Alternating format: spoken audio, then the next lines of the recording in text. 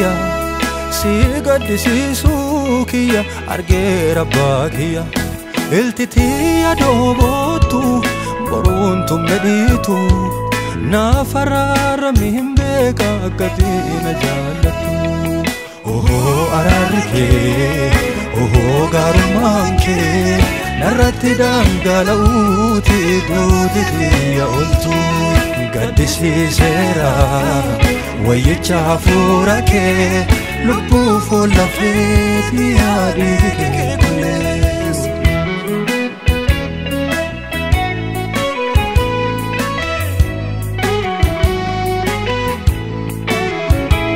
Mana kee guuteeruun wanni aanyaadhu mana booyyetee garuu addee anjiraadhu na wadii milisi harka kee diriirsi jaanjuree akkam baanne hardaatetti na deebisi. Ohoo araarri kee ohoo gaarummaan kee narratti dhangala'uuti duuditiya oltu gaddisiiseera wayyichi hafuura kee lubbuuf lafeeti yaadii kee kulees.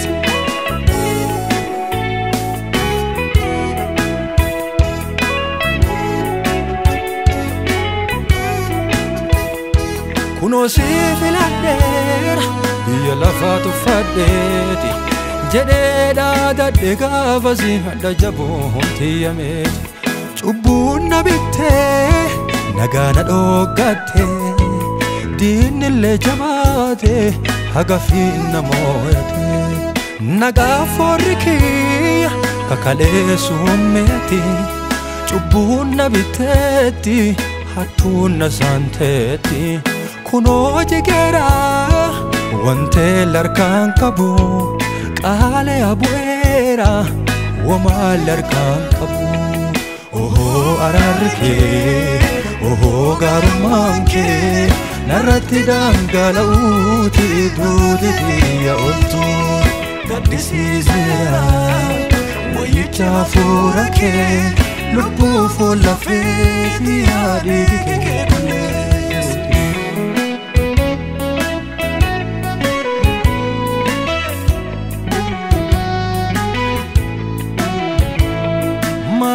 Keeti bayee asiif achi goore lafaa fi waan lafaa tuulatuuf hafuure ijjumaa garuu dhabee kabdii anaa kennu mootummaa te'olii malee kalafaa kakaafe.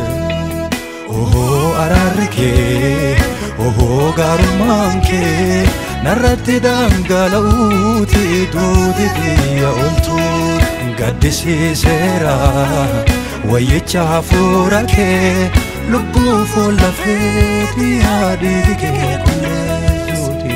Ohoo araarri kee ohoo gaarummaan kee narratti dhangala'uuti duuditiya oltu gaddisiiseera wayyicha hafuura kee lubbuuf lafeeti yaadii kee kuleessuuti.